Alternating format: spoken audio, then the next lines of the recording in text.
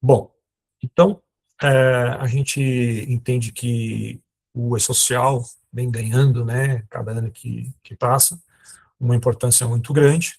Ele deixa de ser uma obrigação acessória e passa a ser o centro, né, de governança tanto trabalhista quanto previdenciária, quanto fiscal, né, das empresas.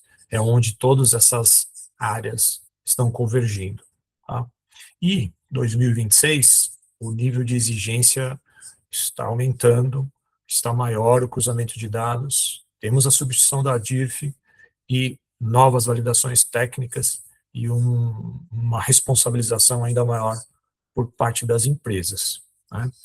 Considerando esse cenário, eu trouxe aqui uma metáfora que eu acho que pode dar uma ideia para a gente de todas, né, essas questões que eu acabei de mencionar, que é a metáfora do radar. Né? Então, se a gente pensar num radar, como funciona um radar, ele vai cruzando pontos, vai, né, fazendo esse mapeamento.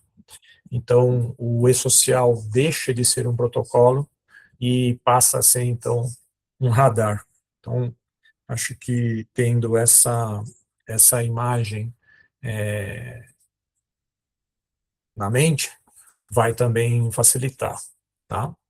Então, aqui no nosso encontro, nós não vamos tratar de revisão de conceitos básicos, nada disso, nós vamos tratar de riscos reais e como evitá-los, né?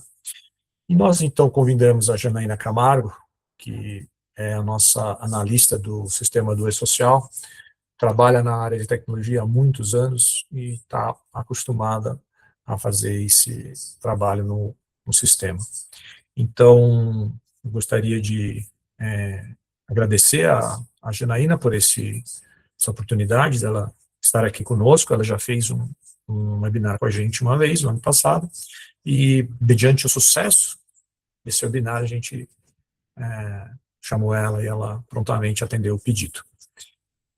Então, Janaína, seja bem-vinda e pode fazer aí a sua introdução e já conta para a gente o que está acontecendo com esse social no momento. Bom dia a todos, obrigada, Moredo. Primeiramente, também gostaria de agradecer, não só pelo convite, mas pela oportunidade de estar aqui nesse momento épico do E-Social, né? A gente está passando aí pela maior substituição que nós temos desde o início, né, de 2018, da entrada do E-Social, e, por fim, né, é a última, é a mais dolorosa, e é até engraçado, porque quando começou janeiro, eu fiquei, começou, né, a campanha do Janeiro Branco, né, sobre a saúde mental. Eu comecei a dar risada internamente aqui, porque eu pensei, faz todo sentido para o departamento pessoal essa campanha acontecer no mês de janeiro, né? Não sei se o DP concorda comigo, mas a saúde mental da gente está fechando 13º, são 2 folhas de pagamento até dia 15 de janeiro no E-Social, mais, né, ter que fazer a DIRF, né, antecipando um pouco, porque existia a necessidade de conferência. Então, assim, foi pesado, e até pensando em tudo isso, né, que o departamento pessoal está passando, a área de recursos humanos, eu convido vocês aí agora a gente fazer um momento de descontração. Fazer uma Boa, gostei. inspiração profunda aqui, inspira e solta aquele suspiro, porque está acabando, gente. Então, inspira. Ah, somos Excelente. vencedores, somos vitoriosos por estar aqui, e principalmente quem está aqui hoje é muito resiliente, né, porque eu tenho certeza que muitas das pessoas aqui vêm virando noite, vêm se preocupando com essas datas que não foram reajustadas, pensando em tudo que está acontecendo. Então, bora falar um pouquinho, né, vamos com a gente aí falar sobre a DIRF, que é o momento, o ápice, né, que a gente tem.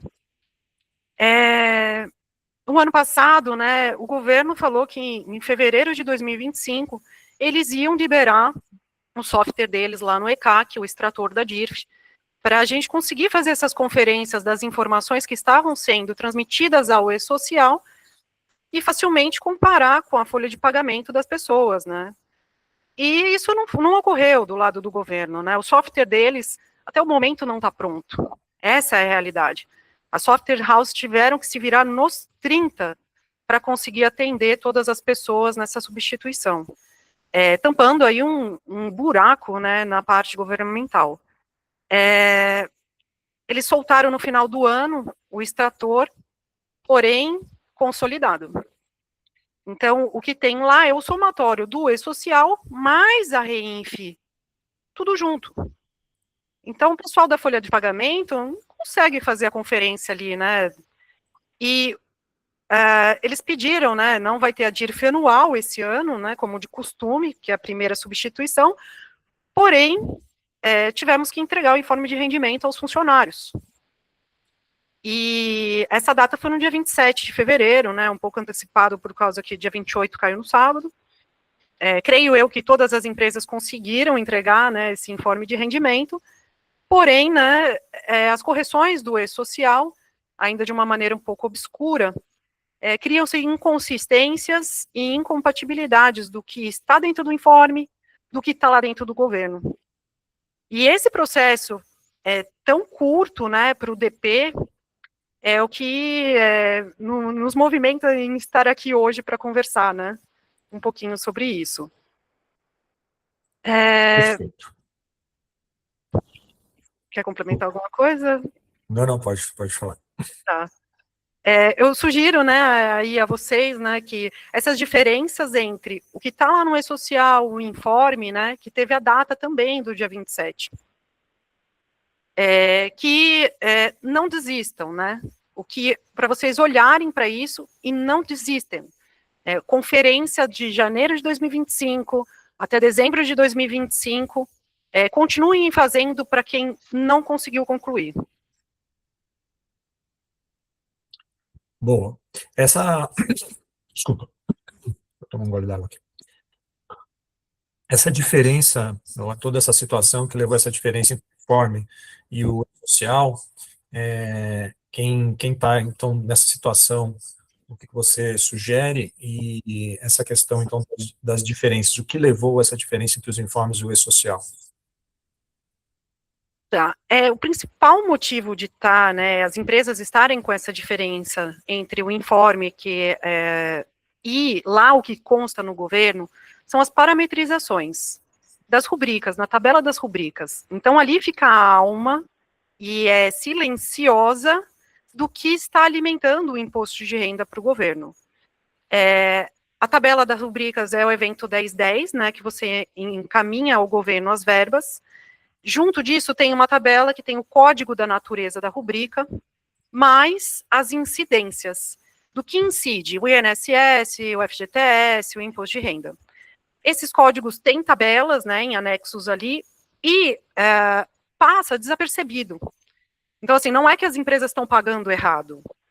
Eles não alimentam os campos certos ali do informe de imposto de renda, do lado deles, porque as incidências estão erradas. Então, assim, o que a operação teve que fazer nesse momento, de janeiro até aqui, né, verificar essa tabela. O trabalho começa lá. Então, assim, e lembra, né, quando entrou as tabelas no e-social? Em janeiro de 2018. Então, assim, pode ser que tenha rubrica lá de trás, que ainda não tinha essa visão da substituição do imposto de renda. E foi transmitida, está sendo usada na folha de pagamento e não contabilizou correto. Né? A gente foi mudando, as regras foram mudando ao longo dos anos. Então, assim, a primeira revisão que deve ser feita e impacta bastante na operação é olhar as verbas. Ok, preciso retificar as verbas? Tá bom. Vai ter que reabrir a folha lá de janeiro de 2025 e encaminhar, né, essas rubricas corretamente, e depois ir reabrindo, gente, todas as folhas e reprocessando tudo de novo. E esse processo é demorado, é delicado, porque na hora que você fecha a folha, tem que ser exatamente o valor que você encaminhou, para não gerar nenhuma guia retificadora no meio do caminho. Então, é um trabalho doloroso, né, e que o pessoal ficou na expectativa ao longo que deveria ser mais fácil, né? Não precisava estar passando por isso, mas passamos, né? Somos fortes, somos bons e estamos aí. Eu acho que esse foi o principal ponto, tá? Que fez ser tão doloroso isso, ter que retificar o ano todo. Então, fica a dica. Vamos continuar retificando, pessoal. Agora, considerando que a Populis faz uma folha de vários clientes, né? Nós temos vários clientes. Nós também acabamos envolvidos nessas parametrizações. E, então, na sua experiência, Janaína, quais pontos que deram mais problemas na parametrização você poderia identificar para a gente? Olha, as dúvidas, né, as principais dúvidas aí que surgiram, que o pessoal bateu bastante cabeça com relação à parametrização, né, dessas verbas, foi a parte de abono, 1/3 de férias, plano de saúde com coparticipação. O pessoal se debateu bastante ali para conseguir arrumar um imposto de renda aí nessas situações. E a reclamatória trabalhista, Moreira, deu bastante também problema ali nesse tópico. É curioso que você falou agora, eu não sei, eu lembrei que acho que lá no outro webinar que a gente fez sobre social, também apareceu essa questão do plano de saúde, principalmente com participação, então é algo que já vem, né?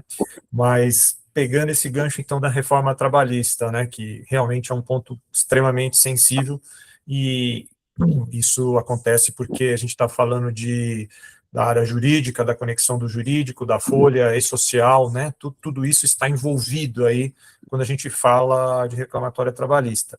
Onde que você aponta essa ruptura, exatamente aponta essa ruptura técnica aí? Tá. Isso impactou agora, porque, né, o processo trabalhista entra ali no informe de rendimento. Então, o que aconteceu, né? Como está tudo lá dentro do e-social, tem uns eventos específicos que atendem os processos trabalhistas. E muitas empresas apartaram. Então, às vezes, o setor jurídico ficou responsável por isso, então não chegou na folha de pagamento isso. Ou se não, o pessoal não tem um software que atenda, né, também o processo trabalhista, e daí decidiu fazer lá no portal web. Essa informação, gente, não vai estar dentro do sistema de folha.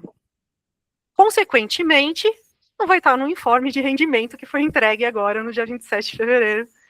E isso, na hora que bater lá, porque está no e-social, tem os eventos 25, né, S25, 00, 01, e é obrigatório transmissão. Então, no e-social tem, mas no informe não tem.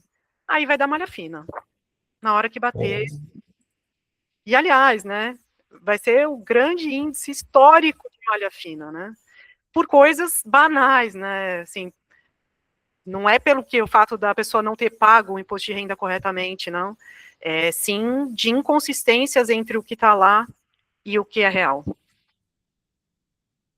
Eu acho que esse é o tópico principal do processo trabalhista. É a equipe de folha não ter acesso a essa informação.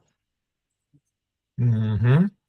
Bom, isso gera aí essa atenção, né, esse alerta, digamos assim, para essa provável malha fina, mas também tem um ponto aqui, né, eu acho que isso mostra que quem tem soluções integradas acabam sendo fundamentais para a redução do risco operacional.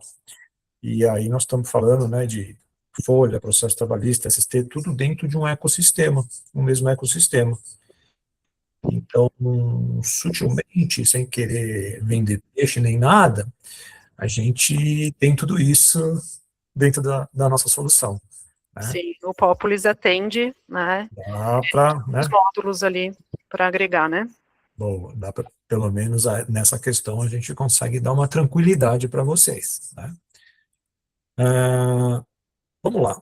Falar agora de pequenas, quer dizer, mudanças que parecem pequenas, mas que a gente sabe que tem impacto operacional. Eu estava conversando antes da gente montar o webinar com a Janaína e ela bateu nesse ponto várias vezes e eu achei bem interessante. O que mudou na contribuição previdenciária para quem recebe menos que um salário mínimo? E se isso gera algum impacto para as empresas? Tá, legal. Impacto para a área, né, de DP, não vai ter, gente, mas daí, né, vai um pouco da consciência aí das empresas com relação à orientação, porque tem impacto para o funcionário. Então, assim, nós trabalhamos ali, né, nos eventos 2200 de cadastros, né, com alguns tipos de funcionários.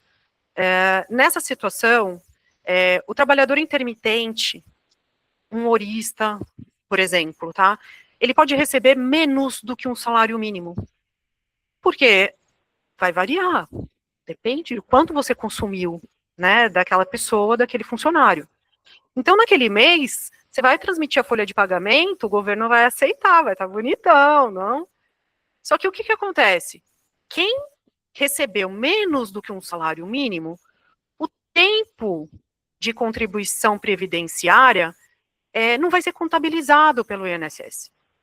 Então, aquele funcionário que recebeu menos, para ser contabilizado aquele tempo, aquele mês que ele trabalhou, e ele conseguir pedir uma aposentadoria, né, no tempo exato, ser contabilizado isso, né, ele tem que fazer um complemento para atingir esse teto do salário mínimo.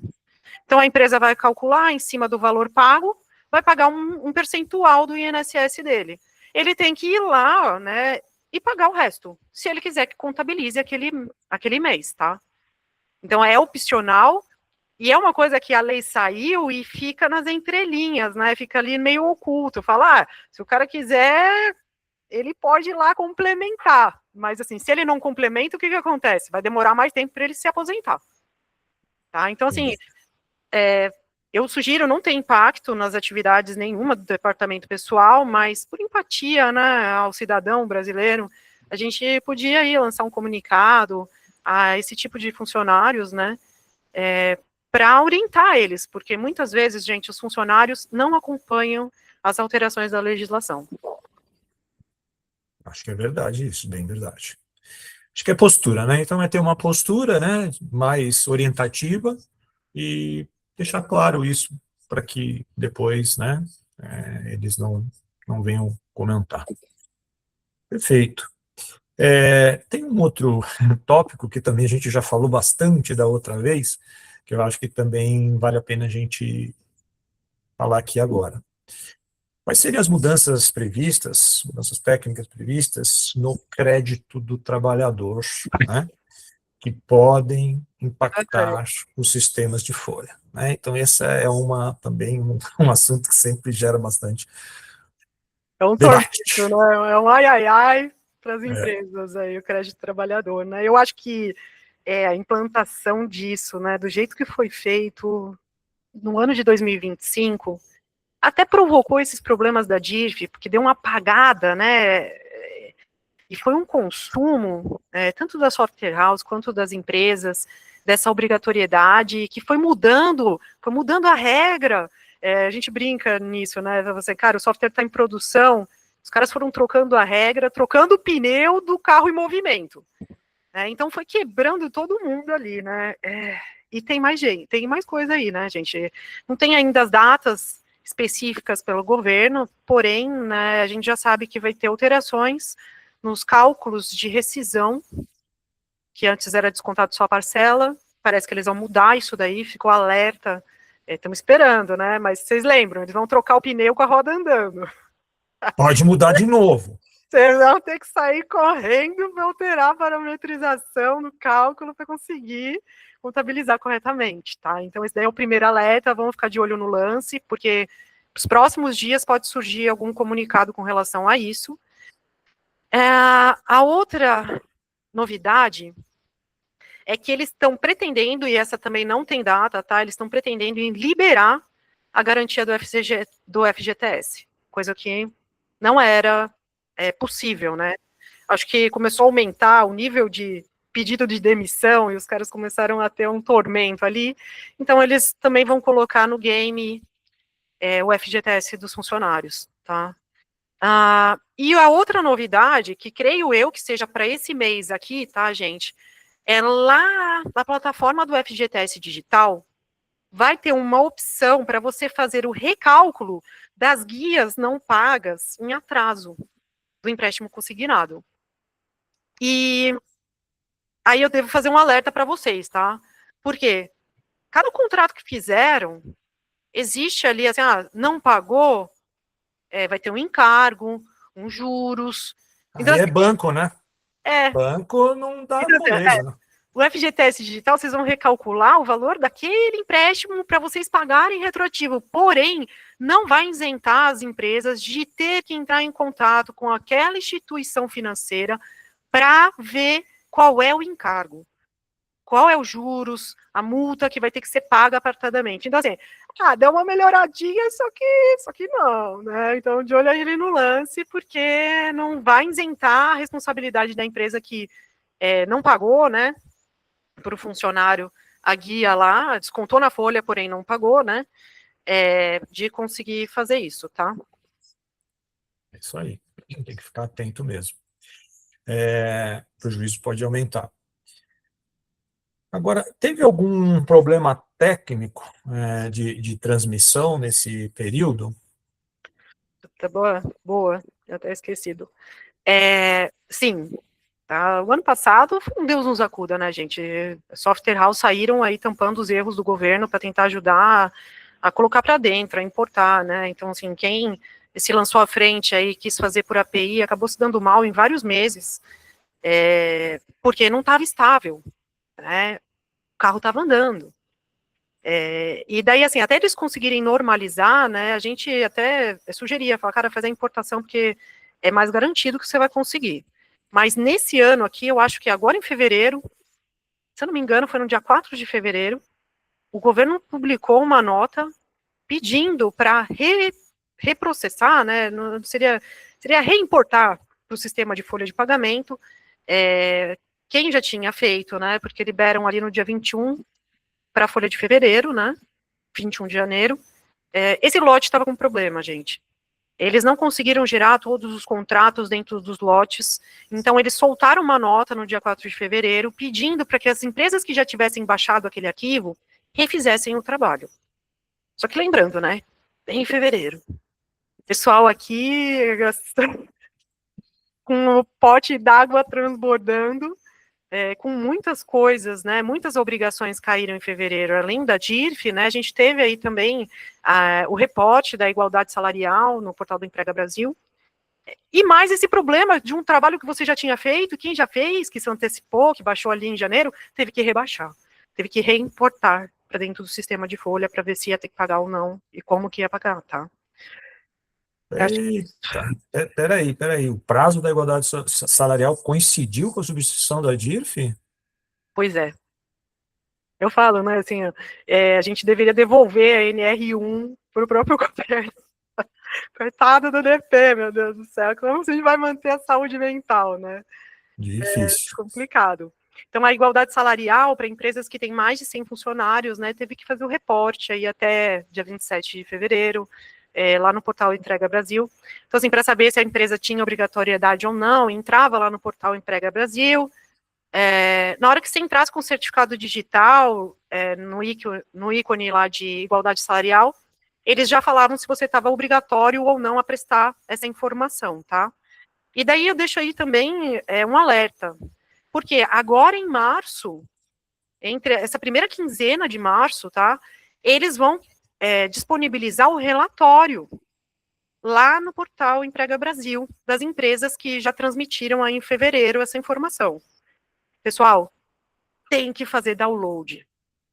E depois, quando vocês pegarem esses downloads, vocês vão ter que divulgar em algum meio de comunicação da empresa e ter como comprovar isso, tá? Esse daqui, se eu não me engano, é o segundo ano que isso acontece. E no ano passado, a fiscalização foi em cima de quem não fez o download no portal, porque eles conseguem visualizar. Aí eu publiquei o relatório, quem baixou? Aí tem empresa que nem baixou. Aí a fiscalização foi direto aonde? Lá, aonde não tinha feito o download, tá? Então, assim, a fiscalização, né, vai vir em cima vai perguntar aonde vocês divulgaram. E daí vocês têm que ter um comprovante de divulgação. E essa Perfeito. é o ponto. Então, acho que é bem importante isso também, mais um alerta aí, né, sobre essa que já falamos ali anteriormente da malha fina e agora desses fiscais que vão estar de olho aí em quem fez esse download e quem não fez aí já corre o risco. Tivemos agora, bem recente, né, uma atualização técnica, uma nota técnica, que foi a S1.3-06, inclusive impactando o ambiente de produção. O que muda, digamos assim, na prática, né, essa nota aí para as empresas? Janaína. Tá, legal. Tá? Só um minutinho, deixa eu dar um golinho aqui. Isso, também vou tomar uma água aqui. Ai, garganta secou. Bom, lançaram agora em fevereiro a nota técnica, né, com alterações no layout. E agora, no dia 25 de fevereiro, eles também publicaram uma nota orientativa. Então, assim, teve atualização do MOS em janeiro, e agora em fevereiro atualizaram de novo, gente, novo MOS, tá? Então, a nota orientativa do dia 25 de fevereiro é com relação ao o que eles mudaram de janeiro para agora, em cima dessa nova nota técnica, tá?